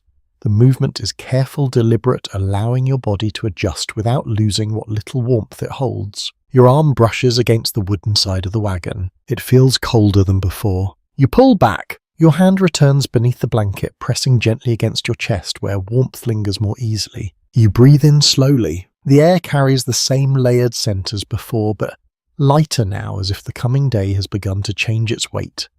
It is subtle but noticeable. You breathe out. Your breath rises then fades. The light continues to grow. Not enough to illuminate fully, but enough to separate one shape from another. The interior of the wagon begins to reveal itself in soft outlines, each object returning to form. You watch it happen, quietly. A lesser-known detail noted in some writings is that early morning light often brought a sense of relief even before warmth arrived. The simple ability to see again changed how the space was experienced. You feel that shift now. The darkness no longer presses as heavily. It gives way, slowly. You adjust your position again this time with a bit more freedom. The space has not changed, but your awareness of it has. You move a few inches enough to ease pressure along your side. The wagon responds with a soft creak, then settles. Nearby someone stirs, a gentle movement followed by the quiet sound of fabric shifting as they adjust their blanket. No words follow, but the motion suggests the beginning of wakefulness. You listen, another movement, then stillness. The moment stretches. You close your eyes briefly, not to sleep, but to rest within the calm that has formed. The cold remains steady and firm, but it no longer feels as sharp as before. It becomes something you can hold at a distance. You open your eyes again. The light has grown slightly stronger, still soft, still pale, but enough. You see more now. The curve of the canvas above the edges of stored supplies, the quiet forms of those around you.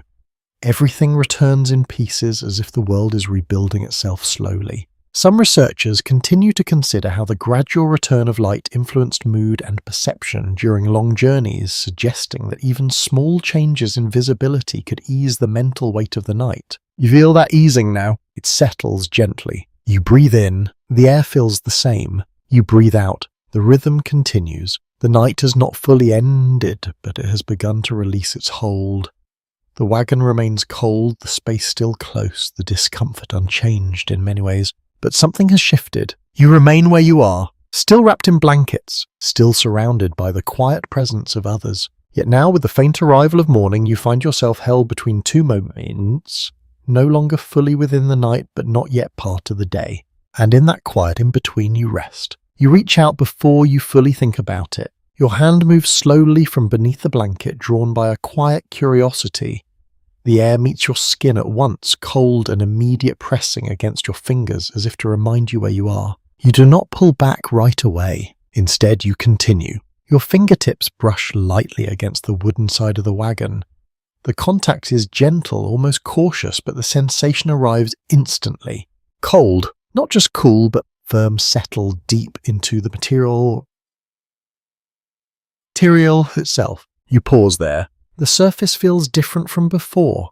Harder, somehow less yielding, as if the night has drawn every trace of warmth out of it and replaced it with something still and unchanging. You press your fingers slightly closer. The cold deepens. A familiar observation from winter travel accounts is that frost could form not only on exposed surfaces, but along interior wood where breath and condensation settled overnight. By morning, parts of the wagon could feel almost frozen to the touch. You feel that truth directly now. The wood beneath your hand carries a faint texture, subtle ridges and lines that your fingertips trace without effort. Along those lines, a thin layer of frost has formed, delicate but persistent. You move your fingers slowly across it. The frost resists slightly, then gives way, leaving a faint dampness behind. The sensation is soft, almost powdery at first, then cool and wet as it melts against your skin. You inhale. The air feels sharper, with your hand exposed, the cold more noticeable now that you have broken the small barrier of the blanket. You withdraw your hand, slowly. You bring it back beneath the fabric, pressing your fingers gently against your palm, then against your chest, restoring warmth in small, careful motions. It takes time. The feeling returns gradually, accompanied by a dull tingling that spreads before easing. You remain still, allowing it to pass without resistance. Nearby, someone shifts. A quiet movement followed by the faint sound of fabric adjusting. The shared space responds softly, then settles again into its calm. You glance upward. The canvas above holds its shape, though it dips slightly where snow has gathered. Light filters through more clearly now, pale and diffuse, revealing small variations in the surface that were hidden before. You watch it. The frost along the wooden frame catches that light in subtle ways, reflecting it in faint, uneven patterns. It is not bright, but is visible enough to notice. A lesser discussed detail found in some records suggests The early morning tasks often included brushing away frost from surfaces before movement began, as it could make handling objects more difficult. You understand why. Even this small contact has shown you how firmly the cold has settled into everything. You shift your position, slightly easing the stiffness in your legs. The movement is more noticeable now, your body slowly waking, becoming aware of each joint, each muscle that has remained still for too long. You draw your knees in, then extend them just a little. Not far, just enough. The fabric beneath you shifts the surface firm and unyielding. You adjust again, finding a balance that allows both movement and rest. You breathe in slowly. The air feels clearer now, though no warmer. The faint arrival of morning has changed its quality, making each breath feel more defined. You breathe out. Your breath still forms a faint cloud, though less pronounced than before. Some historical reflections suggest that mornings in such conditions often began with small, deliberate movements, allowing the body to gradually adjust rather than forcing sudden activity. You follow that instinct now. You move your hands again beneath the blanket, rubbing them gently, then holding them still. The warmth returns, slowly building in small layers. You feel it. You remain still for a moment longer. The wagon creaks softly as someone else adjusts position, the sound carrying through the frame in a familiar way. It no longer startles you. It belongs to the space now. You listen. The quiet continues. Outside there is a faint shift, perhaps the first movement of the day, beginning beyond the canvas. It is subtle, not yet formed into clear action, but present enough to notice. You turn your head slightly. The light has grown stronger, still soft, still pale, but enough to reveal more of the interior. The shapes around you gain clarity, each object returning to its place within your awareness. You glance again at the wooden frame. The frost remains thin and delicate, marking the places where warmth met cold and settled into stillness. It does not melt quickly. It holds its form patient and quiet. You reach out again, just briefly. Your fingers touch the surface, once more lighter this time, tracing the edge where frost meets bare wood. The sensation is familiar now, expected. You withdraw again. You pull the blanket closer, enclosing your hands, your body within the small space of warmth you have created. The fabric settles into place, heavy but reassuring. You breathe in, the air feels steady. You breathe out, the rhythm continues. The night has passed, but its effects remain settled into every surface, every movement, every quiet sensation that defines this space. You remain where you are, still, aware, between cold and warmth, between stillness and motion. And as the morning continues its slow arrival, you begin to understand how deeply the night has shaped everything around you. You notice your clothing before you try to move. It rests against your skin with a weight that feels slightly different now, heavier than it should be, as though it has taken on more than just its own fabric. You shift your arm beneath the blanket, and the sleeve drags faintly along your wrist. Slow, resistant, you pause. The material feels damp, not enough to drip, but enough to cling. It holds the memory of the night of breath and frost, and the quiet accumulation of moisture that has nowhere else to go. You press your fingers lightly into the fabric. It yields cool and soft, then settles back. A frequently noted reality of cold weather travel was that garments rarely dried fully, especially when worn continuously. Layers trapped warmth, but also held moisture, creating a balance that was never entirely comfortable. You feel that balance now. The clothing protects you, and yet it chills you at the same time. You draw your arm closer to your body, pressing the damp fabric against a warmer space. The contact is not pleasant at first, but it helps, allowing heat to move slowly into the material. It takes patience. You breathe in. The air feels clearer than before, though still cold. It moves through the wagon with a faint steadiness, carrying the layered scent of woolwood and lingering smoke. You breathe out. Your breath fades more quickly now, the light revealing less of its shape. You shift your shoulders. The motion causes your clothing to pull slightly across your back, the fabric stiff in places where it has cooled more deeply. You adjust again slower this time, easing the tension rather than forcing it. Nearby someone moves. A quiet rustle followed by a brief pause, as if they too are testing the feel of their own layers. The shared space responds with a soft shifting of weight, then settles again. You listen. The sounds are familiar now, gentle, measured. A small detail mentioned in some journals is that travellers often slept in the same clothing they wore during the day, not only for convenience, but to preserve body heat. Changing garments in the cold was rarely practical, especially before morning warmth returned. You understand that choice now. Even the thought of removing a layer feels distant, unnecessary. You keep your movements small. You bring your hands together beneath the blanket, rubbing them slowly, then pressing them against your chest again. The warmth builds in small increments, spreading through your fingers, then into your wrists. It helps. You shift your legs slightly. The fabric along your knees feels stiff where it has cooled, bending, with a faint resistance before easing into place.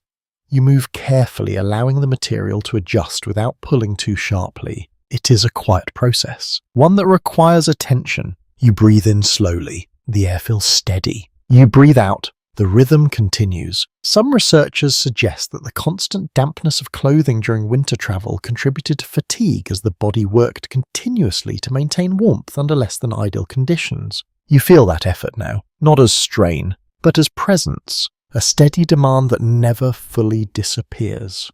You adjust your blanket again, pulling it tighter around your shoulders, tucking it along your sides. The fabric settles into place, heavy but familiar, creating a small pocket where warmth can gather. You remain still. Nearby, a faint exhale signals someone else waking more fully, though they do not rise. The movement is subtle, a quiet acknowledgement of morning rather than a response to it. You listen. The wagon creaks softly, responding to the shifting weight, then returns to stillness. Outside, there is a hint of movement now. Not sound exactly, but a change in the air, as if the world beyond the canvas has begun to stir. It is faint but noticeable. You turn your head slightly. The light has grown stronger. Still pale, still gentle, but enough to show more detail. The folds of fabric, the edges of supplies, the quiet forms of those around you. Everything becomes clearer, though still softened by the early hour. You glance down at your sleeve. The dampness is visible now, subtle darkening along the fabric where moisture has gathered. It does not drip, it does not freeze fully, it simply remains part of the material itself. You touch it again, lightly. The coolness lingers against your fingertips. You withdraw. You bring your hands back beneath the blanket, holding them close, allowing warmth to return once more. You breathe in. The air feels unchanged. You breathe out. The rhythm holds. The night has passed, but its effects remain in everything you wear, everything you touch. The clothing that carried you through the darkness now carries the memory of it as well. You remain where you are, wrapped in layers, held within the small space of the wagon, between the lingering cold and the slow arrival of day. And as you rest there, you begin to understand that even the simplest things, fabric, warmth, movement, become part of the quiet work of endurance. You begin to feel the weight of the night, not in the cold but in your body. It settles into your muscles, quiet but persistent, as though every small adjustment you made has left a trace behind. Your shoulders feel heavier now, your back stiff from holding one position too long. You do not move right away. For a moment you simply notice it. The fatigue does not arrive suddenly. It builds in layers shaped by interrupted rest, by the constant need to adjust to remain aware, to hold warmth where you can. You breathe in slowly. The air feels clearer now, though still cold. It fills your lungs, then leaving behind a faint steadiness that anchors you. You breathe out. Your chest rises and falls in a rhythm that feels more deliberate than before. A commonly understood aspect of long journeys is that exhaustion often came not from a single effort, but from the accumulation of small, repeated strains. Sleep that never fully restores, movement that never fully relaxes. You feel that accumulation now. Your legs shift slightly. The motion is slow, careful, testing the stiffness that has settled into them. The fabric along your knees pulls gently, then eases as you adjust your position. You draw one knee in, then let it rest. It helps. Nearby, someone exhales deeply. The sound carries a different tone, now less guarded, more open, as if their body has begun to release the tension held through the night. Another follows, softer, then stillness again. You listen. The wagon creaks in response to the shifting weight, a familiar sound that no longer draws your attention sharply. It belongs to the space part of its quiet language. You tilt your head slightly. The light has grown stronger, revealing more detail within the wagon. The shapes around you are clearer now, though still softened by the early hour. You see the outlines of suppliers, the folds of blankets, the still forms of others who remain lying where they settled during the night. No one rises yet. The moment holds. A detail occasionally noted in personal writings is that mornings often began with a period of stillness where travellers remained in place, gathering strength before the work of the day began. You understand that pause now. It is not idleness. It is preparation. You shift your shoulders again, easing the tension along your back. The movement sends a faint ripple through the space, answered by a soft rustle of fabric and a quiet adjustment from someone nearby. The shared space responds, then settles. You bring your hands together beneath the blanket, rubbing them slowly, then resting them against your chest. The warmth returns in small waves, spreading through your fingers and into your wrists. It takes time. You remain patient. You breathe in. The air feels steady. You breathe out. The rhythm continues. Some scholars continue to examine how prolonged fatigue affected decision-making and physical endurance during these journeys, suggesting that the body adapted but never fully escaped the strain. You feel that adaptation now, not as strength, but as persistence. Your body knows what to do even when it is tired. You shift your legs again, extending them slightly, then drawing them back in. The movement is small, but it helps ease the stiffness that has settled overnight. You pause, then remain still. Outside, the faint sounds of morning begin to form, not clearly defined yet, but present. A distant movement, a subtle shift in the air. The world beyond the wagon is beginning to wake, even if it does so quietly. You listen. The sounds do not intrude. They gather, slowly adding to the sense that the night is ending. You turn your head slightly. The light continues to grow, revealing more of the interior. The wooden frame, the canvas above the objects packed around you. Everything becomes clearer, though still gentle in tone. You glance at the others. They remain still, but their breathing has changed. Deeper, more regular. The transition from night to day has begun within them as well. You pull the blanket closer one more time. The motion is slower now, less urgent, shaped by habit rather than necessity. The fabric settles into place, holding what warmth remains. You breathe in. The air feels the same. You breathe out. The rhythm holds. The fatigue remains settled into your body, but it no longer feels as heavy as it did in the dark. The presence of light, even faint, changes how it rests within you. You remain where you are, still lying within the wagon, still surrounded by the quiet presence of others. But now, with the slow arrival of morning, you feel the shift from endurance to continuation, from holding through the night to preparing for what comes next. And in that quiet moment before movement begins, you rest. You begin to notice the small things that make this moment easier. Not warmth, not comfort in the way you might hope for, but quieter details that settle gently into your awareness. The way the blanket holds just a little heat where your hands rest. The way your breathing has found a steady rhythm again. You remain still.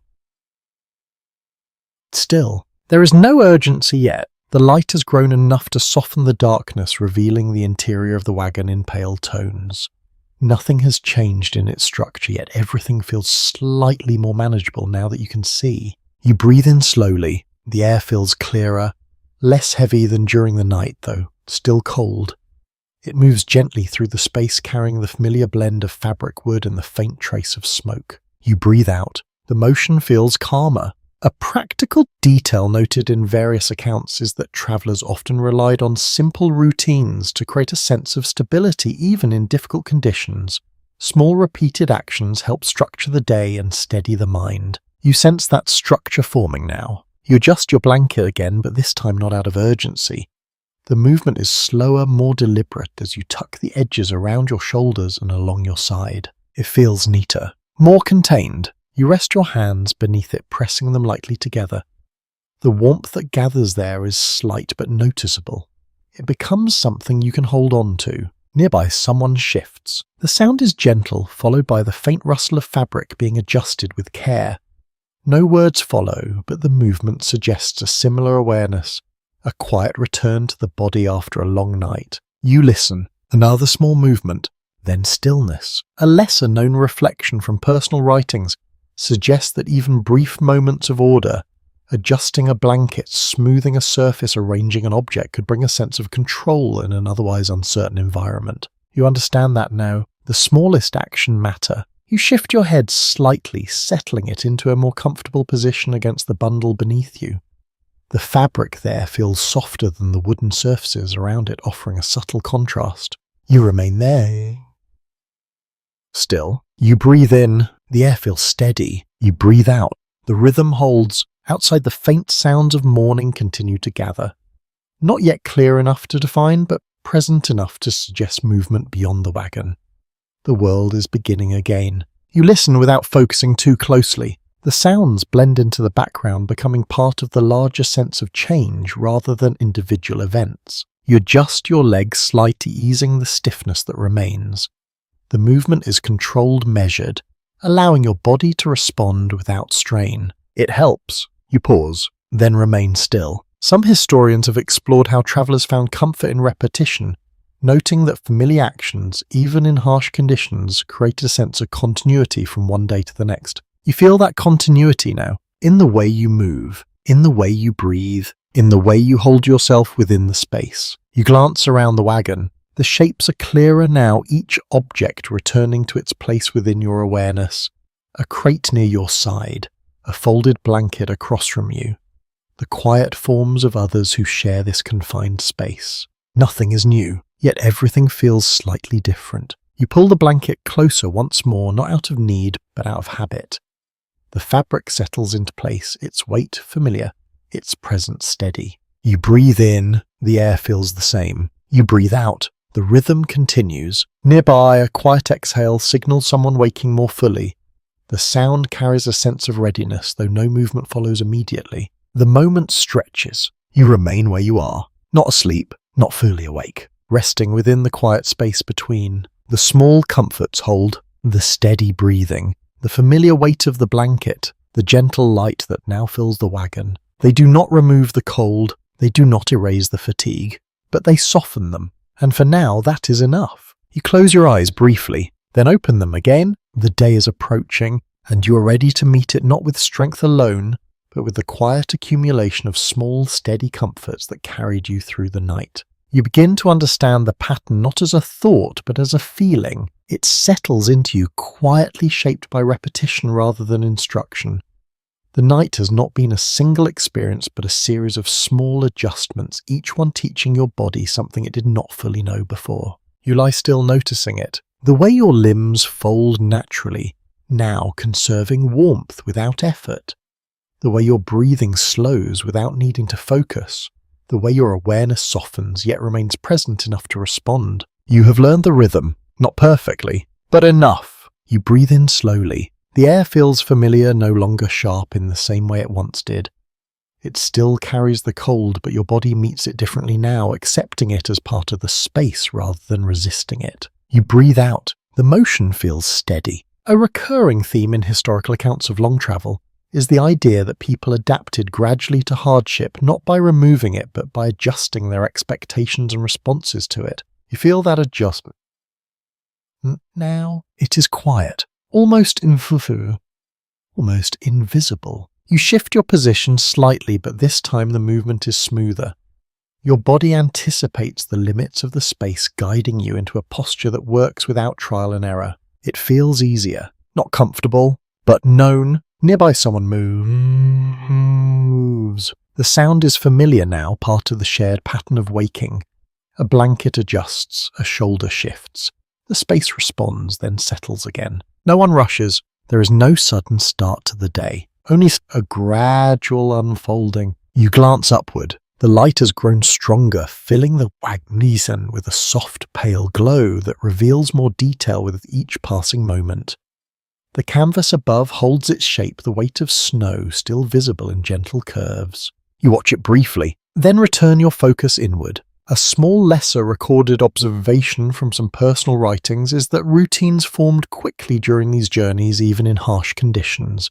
People learned how to sleep, how to wake, how to move, all within the constraints of their environment. You recognize that process within yourself. It has already begun. You adjust your hands beneath the blanket, not out of need, but out of habit. The motion is small practiced, creating a brief warmth that your body seems to expect now. It feels familiar. You breathe in, the air remains steady. You breathe out, the rhythm continues. Some scholars continue to consider how mental adaptation played a role alongside physical endurance, suggesting that acceptance often reduced the sense of strain even when conditions remained unchanged. You feel that acceptance now. It does not remove the cold. It does not soften the hardness of the floor, but it changes how you experience them. You shift your legs again, extending them slightly before drawing them back in. The movement is easier now, your muscles responding with less resistance. You pause, then settle. Outside, the sounds of morning grow clearer. A distant movement. A faint call. The subtle signs of life returning to the world beyond the wagon.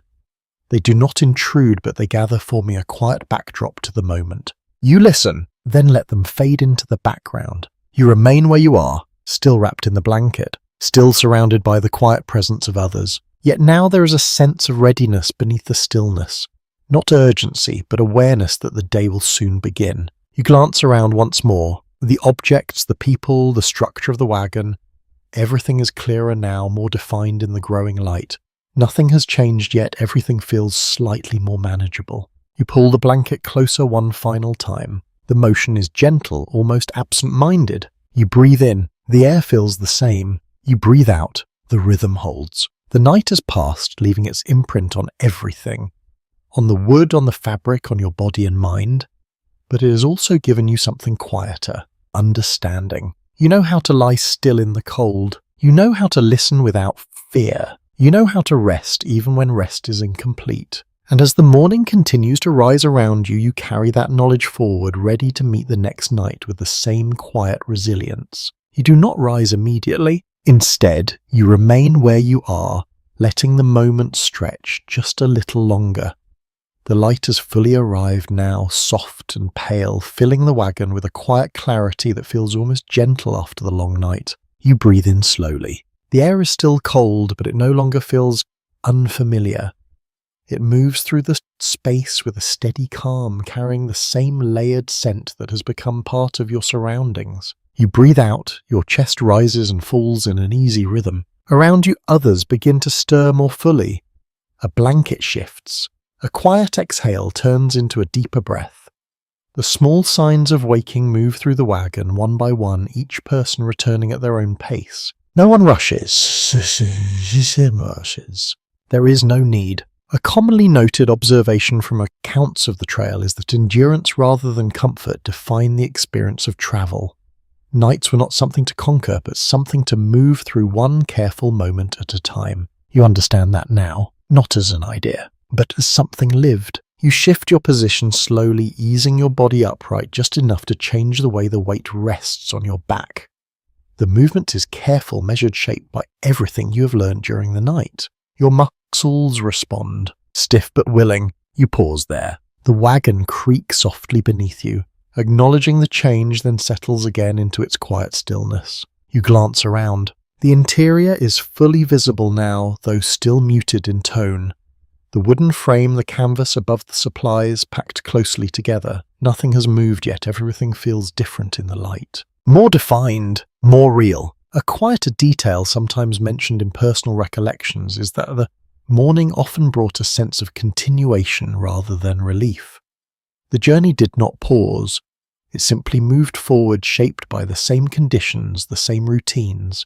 You feel that continuation now? It rests beneath the stillness. You pull the blanket away from your shoulders slightly, letting the air touch your clothing more directly. The cold returns immediately, but it feels less surprising now, something your body recognizes and accepts. You adjust your hands, flexing your fingers gently. The motion restores feeling slow and steady. You breathe in. The air feels the same. You breathe out. The rhythm holds. Outside, the sounds of morning grow clearer. Footsteps, a distant voice, the faint movement of animals shifting and settling into the day. The world beyond the wagon is no longer quiet. It is waking. You listen. Then you return your focus inward. You remain where you are for a moment longer, allowing the transition to unfold naturally. The night has passed, but its presence lingers in everything in the wood, in the fabric, in the quiet fatigue that still rests in your body. You do not rush to leave it behind. You let it fade on its own. Some historians continue to reflect on how resilience shaped these journeys, suggesting that it was not a single act of strength but a steady accumulation of small efforts repeated day after day. You feel that accumulation now. It lives in the way you breathe, in the way you move, in the way you remain calm within discomfort. You shift again a little more, this time preparing to rise when the moment feels right. Your body responds with less resistance than before, guided by familiarity rather than uncertainty. You pause, then settle once more. You take one last slow breath. In, out. The wagon remains around you unchanged, a simple structure of wood and canvas that carried you through the night. It did not shield you from everything, but it held you long enough. That was enough. You close your eyes briefly, not to sleep, but to rest within the quiet that remains. And as you do, the edges of the moment begin to soften. The sounds of morning grow more distant, not in reality, but in your awareness.